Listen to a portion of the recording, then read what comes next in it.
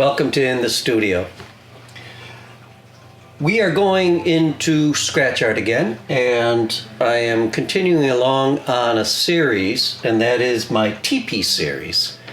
And what we are going to create here is what I'm hoping to be a very cool evening winter scene with Cheyenne teepees. And Cheyenne teepees are different from the Blackfoot teepees like I used in Summer Storm. Hey Capers, you're just going to have to get out of the way, okay? I got the camera on, okay? Sorry. And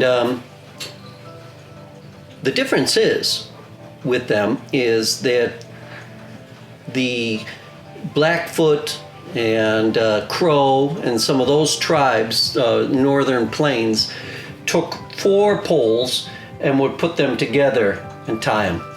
But the Cheyenne and the Sioux, for the most part, used the tripod, 3 poles. Does this make a big difference? It does, actually. A lot of experts could look at them and would be able to say, oh yeah, that's a Cheyenne-style teepee, that's a Blackfoot-style teepee. It's a different kind of way, the way the teepee slants. The other interesting thing about teepees is that the opening always faces to the east, because the wind, the weather is coming from the west. And anytime you see a teepee, you know which way you're facing, unless the opening is basically not there. You know that you're looking to the west.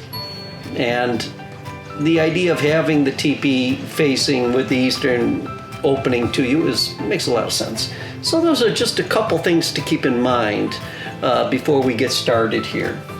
As you can see, I've got a nice piece of exposed film, and the backside, there's a little red there. That was masking tape, literally masking tape, what they would use if there was any imperfections that would take out during the print process. But as you can see right here, I've got a little imperfection that I'm going to work in, and I squared it off just using an X-Acto blade. I do have kind of a marker thing right here. I need to basically bring this in a little bit. My scene is going to have to come in even closer than that. Now, I probably am not going to X that off. I just have to keep that in the back of my mind, what I want to do. I also would like to kind of create a scene in which I have maybe 4 teepees.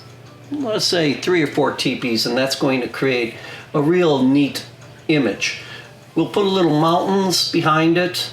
Always these nighttime scenes, I like to add a moon because it just makes it cool, some stars, and an ambitious project for the winter time.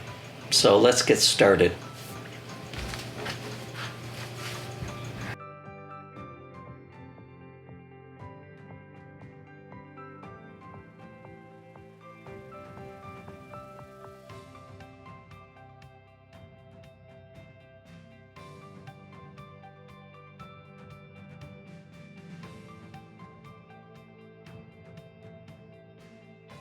Alrighty, you can see what I'm doing here is I established the tripod of this Cheyenne style teepee.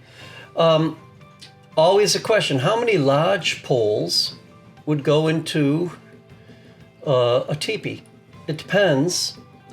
Some scholars, I've been doing some research, anywhere from 15 to 20. I keep bringing that. Another angel got its wings.